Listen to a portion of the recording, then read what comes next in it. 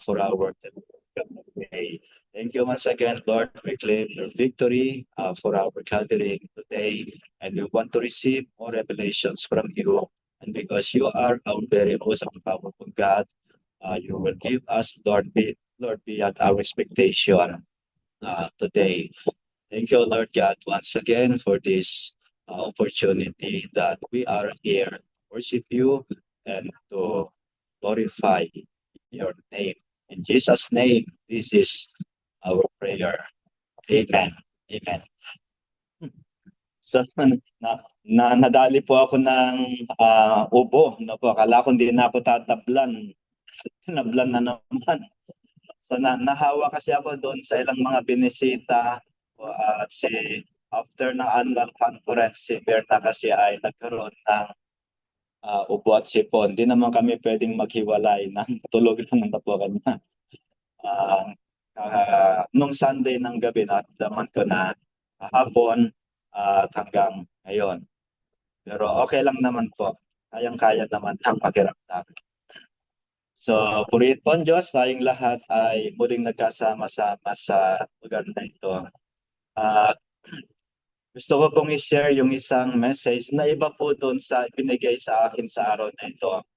So, na-reflect ko naman pong mabuti yung prescribed na lesson natin sa araw na ito. Pero mas nilid po ako ng Panginoon po na i-share pa rin yung isa sa napakahalaga mensahe na bunga pa rin ng katatapos na pagdalo doon sa annual conference po ng Mega Manila.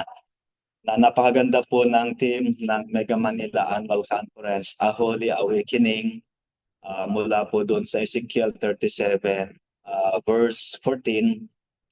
Isa rin po ako sa mga nag-share noon doon. Pero hindi po, yung senior ko po noon ay iba naman sa share ko ngayon. Opo. So sa araw na ito, ang lesson po, message ng Panginoon para sa atin ay prophesy to these bones. From Ezekiel chapter 37, verses 4 to 6. Then he said to me, speak a prophetic message to these bones and say, dry bones, listen to the word of the Lord. This is what the sovereign Lord says. Look, I am going to put breath into you and make you live again. I will put flesh and muscles on you and cover you with the skin. I will put breath into you and you will come to life. Then you will know that I am the Lord. So kahit na paulit-ulit ko pong basahin ito na po talagang nararamdaman ko kung gaano ka-powerful talaga yung Holy Spirit ng ating Panginoon, na napaka-powerful ng kanyang salita, napakatagal ng pinrapis sa ito, pero maging sa panahong ito ay nararamdaman natin kung gaano ka makapangyarihan yung Diyos na tumawag sa atin, lalong-lalo na yung kanyang mga salita na tinatanggap po natin. So the prophet Ezekiel was speaking to a nation in exile. Opo, sa pamamagitan ng pagkikipag-usap niya kay Ezekiel ay sapagkat naka-exile po sila noon. Israel was not just defeated during that time, they were devastated. Kung titingnan natin yung historical background po nito. Jerusalem was destroyed, the temple was gone, their identity was shattered. Sa kanya, tunay na mabigat yung sitwasyon ng mga panahon na yon. And ito po, they felt cut off from God and without hope.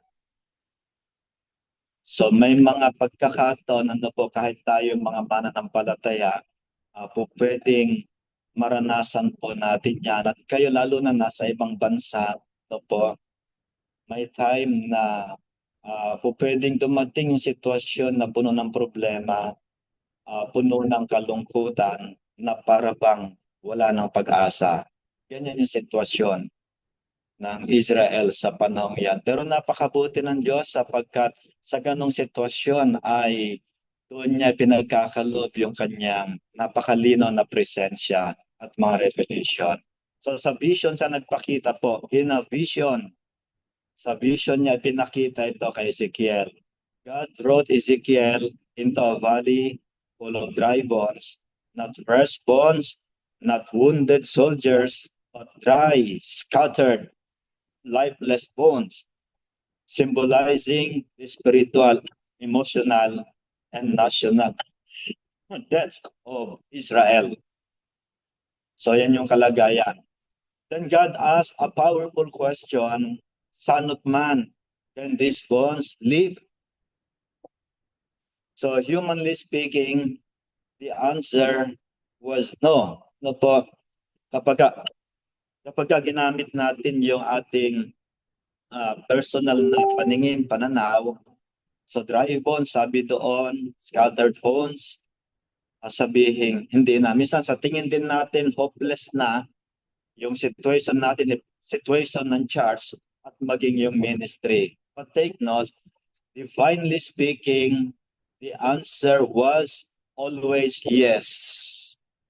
Gaano man ka-hopeless yung situation, habang nagtitiwala tayo sa Diyos, habang nagtitiwala tayo sa Kanyang salita, ay po pwede nating sabihin, muli pa itong mabubuhay, marirevive, at meron pang pagtatagumpay. And then God gave a strange command. He said, prophesy to these bones.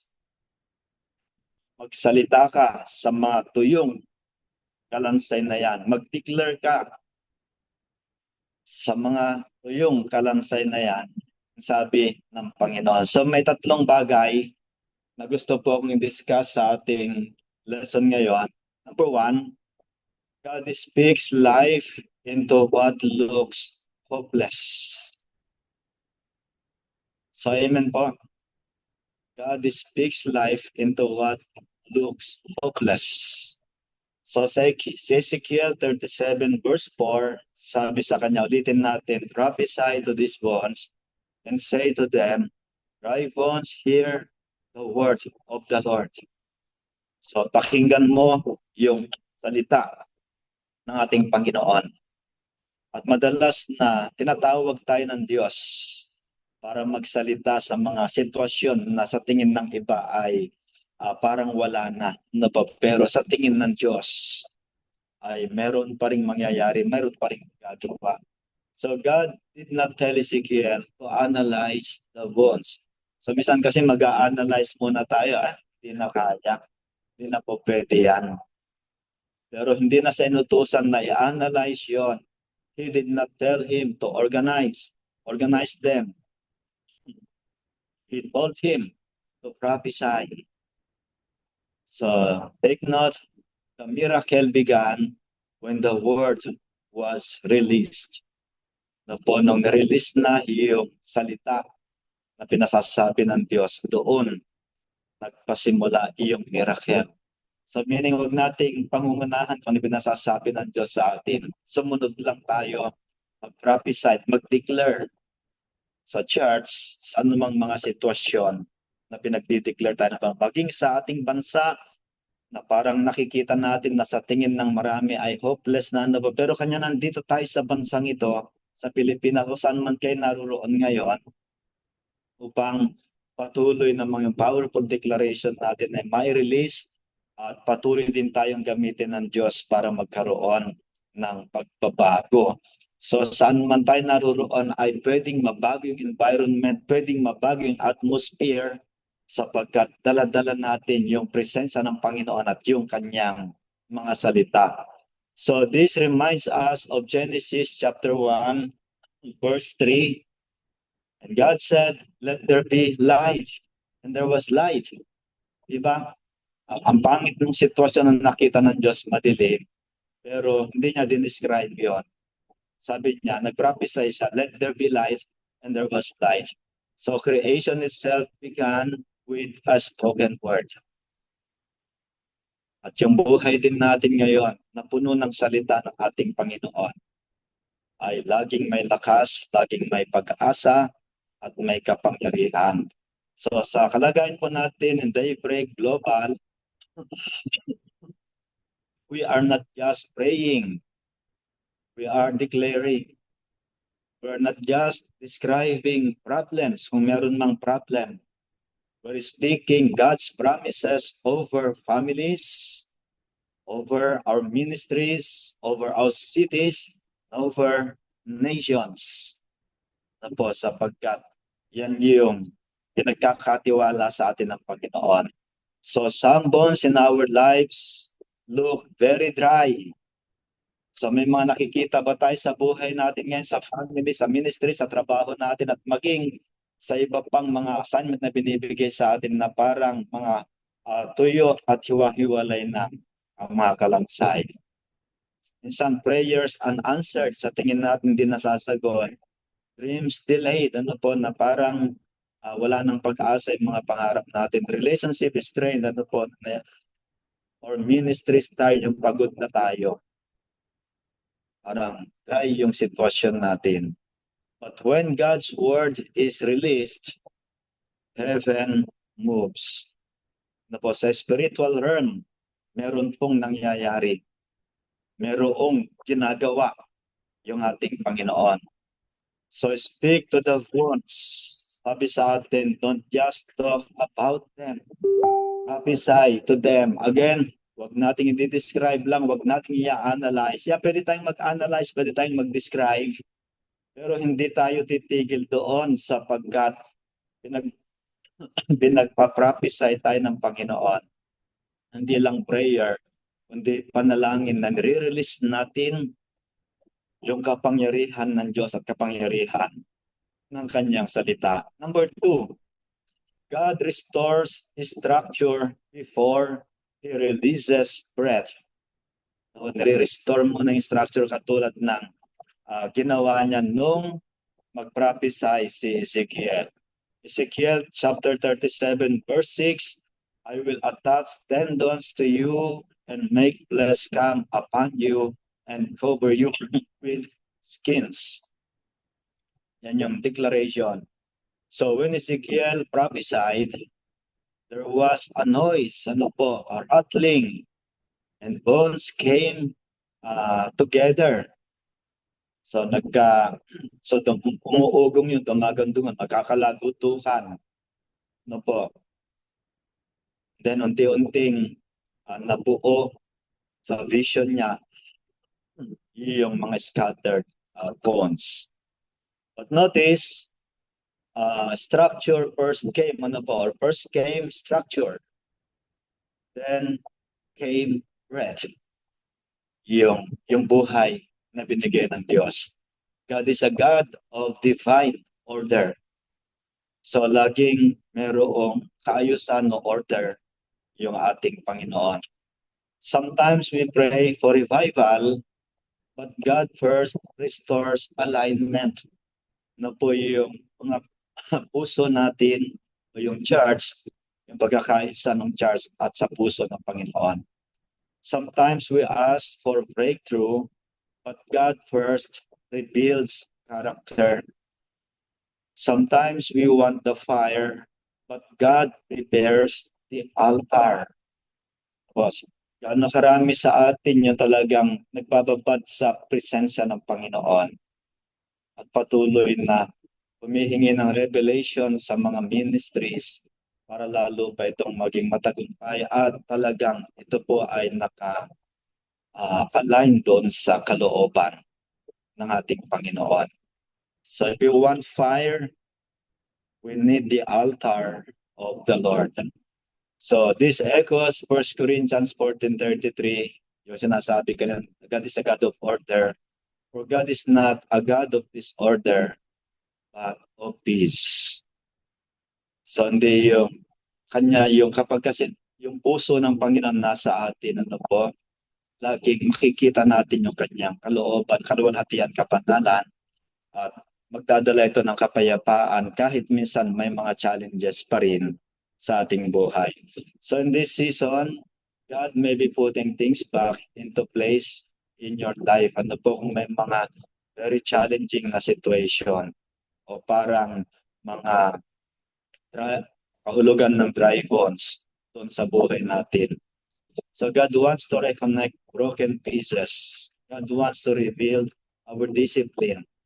And God wants to restore spiritual foundations, lalo na sa buhay ng church na patuloy na naglilingkod at nagtitiwala sa Kanya. So, sa lesson po natin, don't despise the rattling season. Ano po yung mga buto na talagang nayayanig, naglalagutukan, dumadagundong, na parang nahihirapan. It means something is moving. Yes, something is moving. Kapag nakikita natin na laging may ginagawa yung Panginoon. Because before resurrection comes reformation. Nakita ko lang yan sa Google. Po. Before resurrection at I agree, comes reformation. Ginagawa ng ating Panginoon. So number 3, God's breath brings through revival. Sa Ezekiel 37:6 pa rin, I will put breath into you and you will live. Sabi po ng Panginoon. So alam natin ito, the Hebrew word for breath or breath here is ruach, which means breath, wind, and spirit. So ang pinaka-simpleng kahulugan ay yung hininga ng Panginoon o spirit ng ating Panginoon. Na kapag nirelease, na kapag tinaglay ng sino man ay doon talaga nagkakaroon ng buhay at ng kapangyarihan. So the bones had structure, nagkaroon ng structure, but they still had no life until the breath came. At dahil doon sa banal na espiritu, ay doon ito nagkaroon ng tunay na buhay. So yung mga ministry natin nagkakaroon lang talaga ng totoong buhay yan sa pamamagitan ng pagkilos ng banal na espiritu. Kahit na gaano pa tayo katalino, kahusay, kaganda yung mga programa, at kahit na ito ay talagang pagplanuhan pang mabuti, ng napakaganda, napakaayos, pero kung di nito tinataglay yung banal na espiritu na nangyayari po sa pagbababad sa prayer at sa intimacy sa Panginoon, walang magiging buhay. So this connects powerfully to John chapter 20 verse 22. So when Jesus breathed on his disciples and said, receive the Holy Spirit. Nakita, na-receive nila yung banal na espiritu, pero masigit nilang na-receive noong Pentecost Day sa buhay ng mga lagan.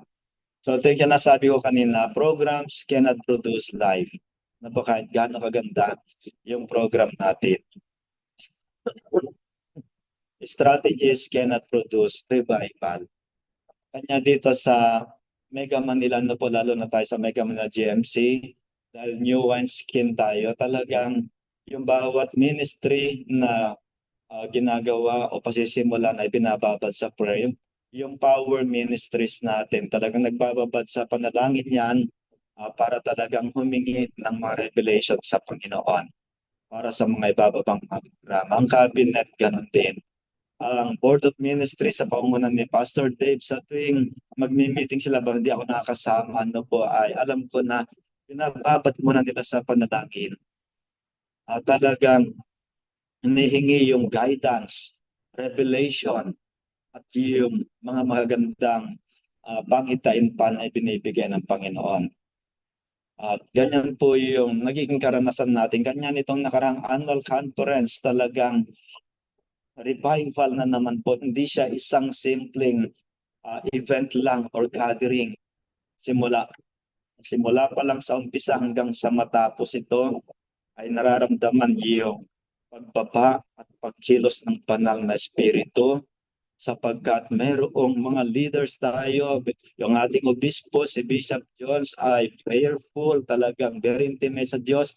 Si Dr. Luther, very intimate sa ating Panginoon. Iba pang mga leaders, very intimate sa ating Diyos. At hindi basta-basta isusulong ng isang ministry programa na hindi mo na ibinabad sa panalangin, sapagkat ang nagbibigay ng buhay, yung banal na espiritu o Only the Spirit of God can bring living armies of the dead bodies. Ano po, yung bumuhay doon sa pangitain ni Ezekiel na yon ay walang iba kundi yung Spirit ng ating Panginoon. At ito'y pinapaunawa niya na mangyayari sa Israel at mangyayari din sa atin sa mga panahong ito, sapagkat ang tunay na buhay at kapangyarihan ay mula sa Espiritu ng ating Panginoon. In Ezekiel 37 verse 10 says, when the breath entered them, they stood up an exceedingly great army.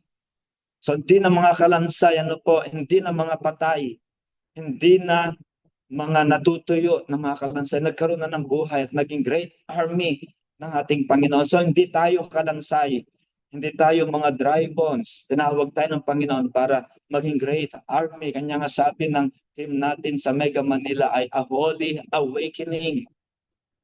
So not just revive individuals, but a mobilized army na may direksyon.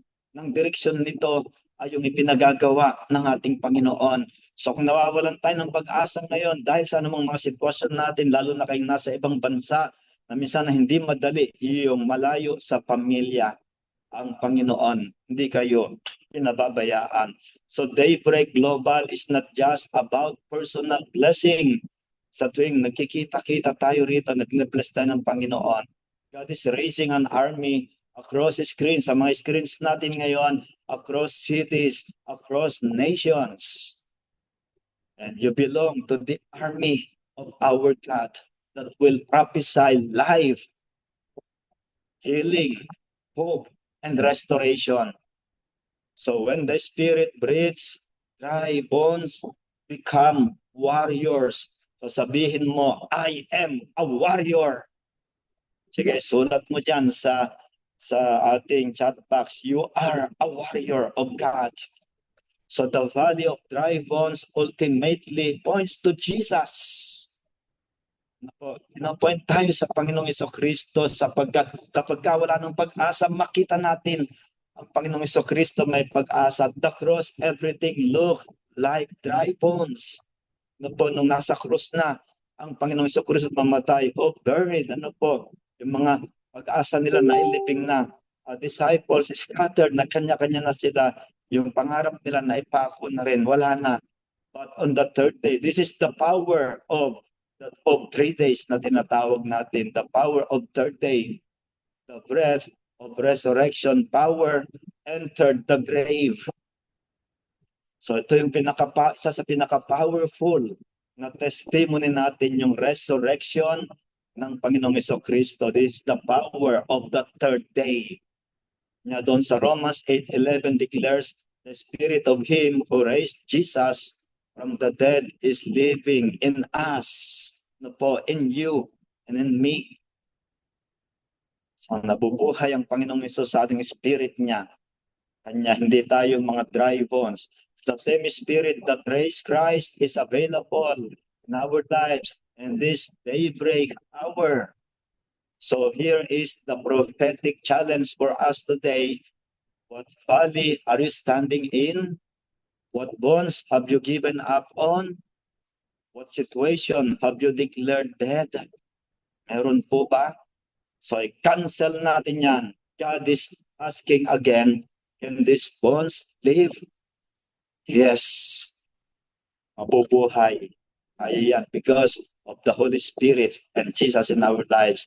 If we will speak His word, brothers and sisters, if we will align with His order, if we will depend on His Spirit, if we will speak about Jesus, then the promise is sure.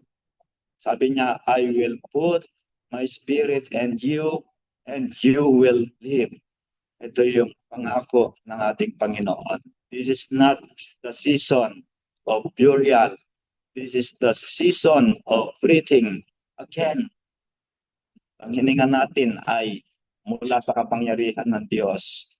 So ang sabi sa atin, prophesy to these bones, ano man yung mga bones na yan, because when God breathes, everything changes. We are victorious, we are powerful, and we are always on the go in the name of Jesus. Yes, in the name of Jesus. So God bless everyone. Yan po yung message ng Panginoon sa atin ngayon.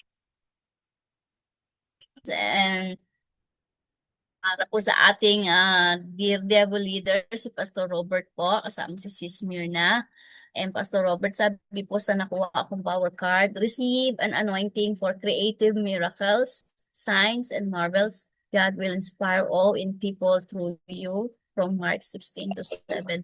Mga kapatid, yung pong able na mag-offer ng let's declare po our things for Pastor Robert.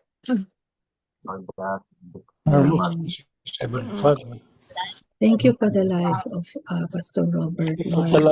Alam namin, O God, na ang kanya pong pagtatapat, Panginoon, sa inyo, Lord, talagang you know the desires of his heart. You know, Panginoon, Lord, yung kanya pong kalooban, Panginoon, Lord. And we just pray, Panginoon, Lord, that you would just continue, O God, to bless, Panginoon, Lord, yung kanya pong patuloy, Panginoon, Lord, na passion, O God, and in fire, Panginoon, Lord, to do what you just want him to do, Panginoon. Sila ni Sister Myrna, O God, will continue, O God, to empower them, Lord, keep them safe always, and also for all their needs, O God, Lord, na alam namin, Panginoon, Our Lord and hindi Savior. magkukulang sa kanila, O God. Thank you, Lord, and we now just declare complete healing, Panginoon, sa kanya pong mga nararamdaman. Let your Jesus. mighty hand be upon her, Panginoon, Amen. to restore her body, O Lord God. Bigyan po siya, Ama, ng kalakasan, Panginoon ko, na anong balik yung kanyang Yes, Lord. Yes. We believe in your power. We believe in your miracle, Lord God. Yes. Hallelujah, Lord God. Jesus. Thank you, Lord God. Salamat po, Ama. Amen and amen and amen. Amen. Receive in Jesus' name. Amen. Yes, Lord, we receive in Jesus' name, Abba Father.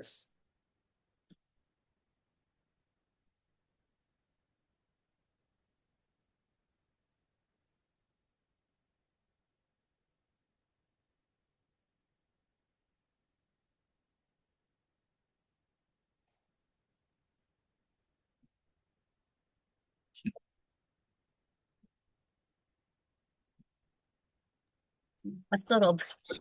Nakamute ka, hindi namin narinig. Sabi ko, Pastor Robert, sa Thanksgiving closing prayer and benediction po. Thank you po. Sige po, salamat po sa opportunity muli na makapag-pray. So tayo po yung manalangin. Banal at makapangyarihang Diyos, nagpapasalamat po kami sapagkat tama po namin ang iyong kabutihan, aming Panginoon, sa lahat ng sandali ng aming mga buhay.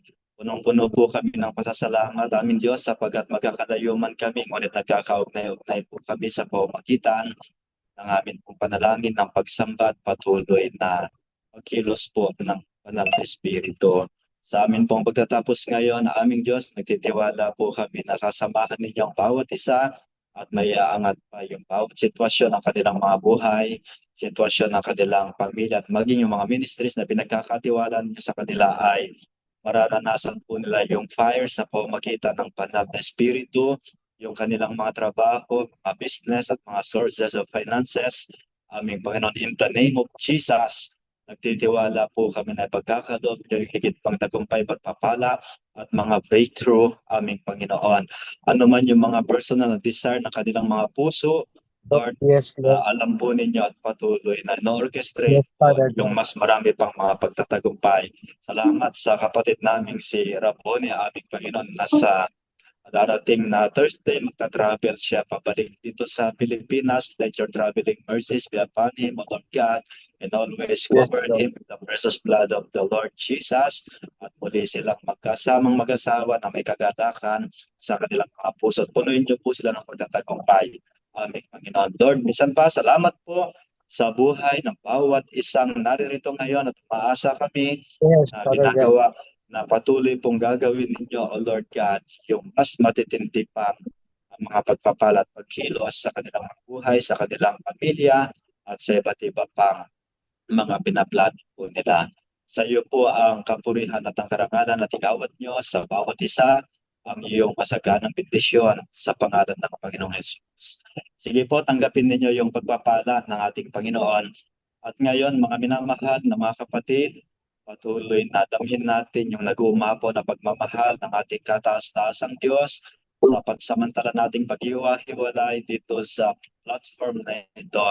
Ang makapangyarihang paggabay ng Diyos ang siyang kumakay sa atin patungo sa isang buhay na punong-puno ng pag-aasa, kapayapaan at higit pang tagumpay. Tanggapin nating lahat ngayon ang masaganang bendisyon ng ating kataas-taasang Diyos sa pangalan ng Ama at ng Anak at ng Banal na Espiritu. Amen. Amen. And amen po. Amen. Amen. Praise